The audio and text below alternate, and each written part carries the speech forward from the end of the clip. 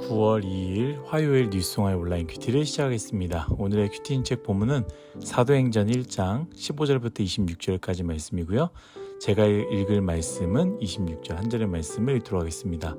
제비 뽑아 마띠아를 얻으니 그가 11사도의 수에 들어가니라. 아멘. 오늘 여러분들과 함께 직면하는 도전, 받아들이는 믿음, 직면하는 도전, 받아들이는 믿음이라는 제목으로 큐티를 나누도록 하겠습니다. 샬롬. 오늘도 말씀을 시작하신 여러분 주님의 이름으로 환영하고 축복합니다. 어제 보이는 큐티와 함께 사도행전이 시작되었습니다. 사실 아시는 분들은 아실 것 같은데 저희가 특세 기간 동안에는 특세 집중하기 위해서 잠시 쉬기도 했는데요. 제가 몇 년 동안 지켜보니까 큐티를 쉬다가 다시 하는 게 참 어려운 것 같아요. 그래서 특세는 특세대로 동시에 오늘 뉴스송화이시들에게 주어진 말씀은 또 말씀대로 우리가 꾸준하게 함께 나아가면 참 좋을 것 같습니다. 오늘 말씀의 사항은 가룟 유다, 직분을 대신할 사람을 뽑는 장면입니다. 먼저 17절, 18절 말씀을 읽도록 하겠습니다. 이 사람은 본래 우리 수 가운데 참여하여 이 직무의 한 부분을 맡았던 자라. 이 사람이 불의의 사고로 밭을 사고 후에 몸이 곤두박질하여 배가 터져 창자가 다 흘러나온지라. 아멘. 우리가 잘 아는 것 같이 예수님이 십자가에 못 박히실 때 누가 예수님을 팔았습니까? 가룟 유다이죠. 유다는 끝까지 회개하지 않았고요. 하나님께 나아가지 않았으며 스스로 자신의 잘못을 책임지려다 인생도 그렇게 마무리하게 되었습니다.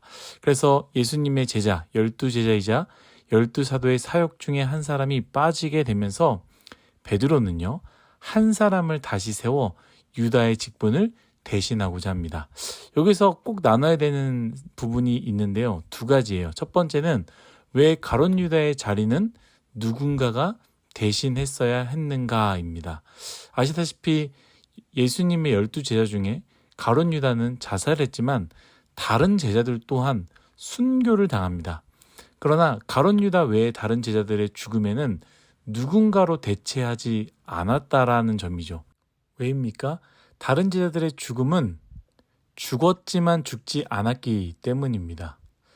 유다는요, 영원한 죽음을 선택했습니다. 그러나 제자들은요, 생명 대신 예수 그리스도를 믿음으로 말미암아 그들은 죽어도 죽지 않았고 그들의 사역은요, 지금도 이어져 가고 있기 때문입니다.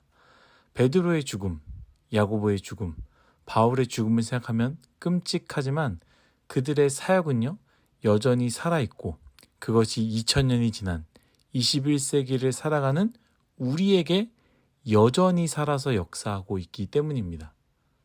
두 번째는 무엇이냐? 베드로의 도전이에요. 베드로의 상황을 한번 상상해 보았으면 좋겠습니다. 베드로가 누구의 이야기를 하고 있죠? 예수님을 배신하고 팔아넘긴 가룟 유다의 최후를 이야기하고 있습니다. 이 이야기를 하는 베드로의 마음은 어떠했을까요? 나와는 상관이 없어라는 마음이었을까요? 베드로는 가룟 유다를 이야기할 때 3번 부인한, 심지어 마지막에는 예수님을 욕한, 저주를 하죠. 자신의 모습이 떠올랐을 것입니다. 참 쉽지 않은 트라우마 같은 상황이라는 것이죠. 그럼에도 불구하고 베드로는요, 해야 할 것을 도전했습니다. 여러분, 우리는요, 때로는 피하고 싶은 것들이 있고요, 불편하고 마주하고 싶지 않은 것들이 우리의 삶 가운데 많이 있습니다. 나의 부족함이 보이고 나의 연약함이 보이기 때문에 그 자리가 부끄럽고 회피하고 싶은 것이죠. 그러나 베드로는 자신의 부족함이 아니라 예수 그리스도를 바라봄으로 자신의 해야 하는 것을 과감하게 도전하고 뚫고 나아갔습니다. 자신의 한 짓, 자신의 연약함은 여전히 사라지지 않지만 그럼에도 해야 할 것을 했다라는 것이죠. 여러분들의 삶 가운데 여러분들의 부족함을 아는 사람이 있기에 그 사람이 껄끄럽고 피하고 싶습니까? 도망가고 싶습니까? 그러나 우리의 삶 가운데 반드시 해야 되는 것이라면 여러분 직면하십시오. 그 문제를 직면하는 것이 아니라 예수님을 바라보시고 예수님 때문에 다시 그 사람 앞에, 다시 그 일 앞에, 다시 불편하지만, 가고 싶지 않지만 그 상황에 서서 도전하시기를 축복합니다. 그렇게 넘어서는 우리 뉴송아이, 저와 여러분 되시기를 예수님의 이름으로 축복합니다. 말씀으로 돌아와서 22절, 23절 말씀을 읽도록 하겠습니다. 항상 우리와 함께 다니던 사람 중에 하나를 세워 우리와 더불어 예수께서 부활하심을 증언할 사람이 되게 하여야 하리라 하거늘 그들이 두 사람을 내세우니 하나는 바사바라고도 하고 별명은 유스도라 하는 요셉이요 하나는 마띠아라. 아멘. 유다를 대신해서 두 사람을 뽑았습니다. 한 명은 요셉이고요. 다른 한 사람은 마띠아입니다. 사실 우리는 잘 모르죠. 누가 어떤 사람이고 어떤 달란트가 있을지, 어떤 성품을 가졌을지, 어떠한 과거가 있는지 모릅니다. 우리의 갈등, 교회 공동체뿐만 아니라 이상하게 사람이 있는 곳에는 갈등이 있습니다. 그만큼 사람들의 생각이 다 같지 않고 다르기 때문이죠. 예를 들어서 여러분들이 뉴송아이 교역자를 뽑을 수 있다면 여러분들의 생각은 다 달라서요. 쉽지 않을 것입니다. 누구는 설교의 능력을 봐야 된다. 누구는 학벌을 봐야 된다. 누구는 성품을 봐야 된다. 누구는 섬김을 봐야 된다. 누구는 사랑, 누구는 말. 이것이 나에게 중요하고 저것이 나에게 중요하기 때문에 이것이 가장 필요하다라고 말할 것입니다.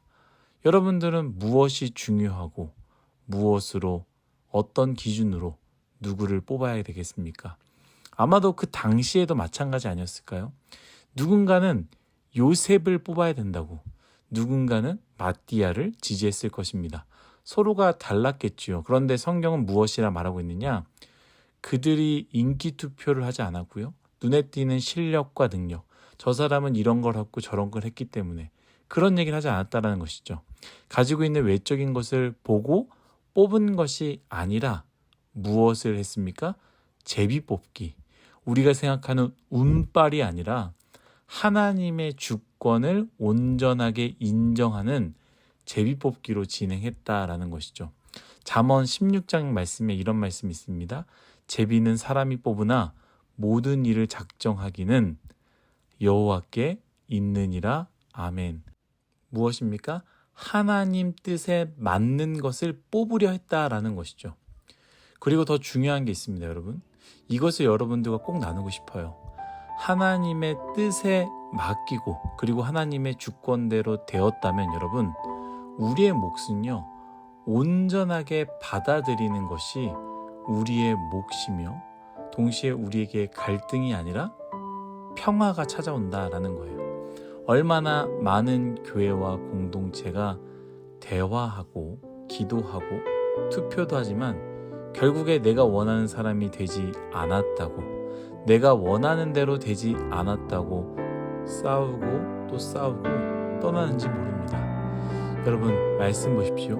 요셉과 마띠아 중에 마띠아가 되었습니다. 그리고 요셉을 지지한 모든 자들이 마띠아를 받아들였다라는 거예요. 사랑하는 뉴송아 여러분, 무엇이 그렇게 마음에 안 드시고 불편하시고 어려우십니까? 내 생각이 옳고 그 사람이 틀렸다고 생각하십니까? 그럴 수 있죠. 그러나 청년의 때는요, 내가 더 맞고 저 사람이 더 틀렸고 논리적으로 접근하기보다는 조금 더 하나님의 뜻이 무엇인지, 그리고 하나님의 뜻이 무엇인지 알게 되었을 때 신뢰하고 순종하는 연습을 하시기를 예수님의 이름으로 축복합니다. 오늘 말씀을 기억하십시오. 오늘 내 삶 가운데 직면하는 베드로의 도전을 기억하시고 내 뜻과 다르지만 하나님을 신뢰함으로 마띠아를 받아들였던 믿음이 우리 안에 있기를 예수님의 이름으로 축복합니다.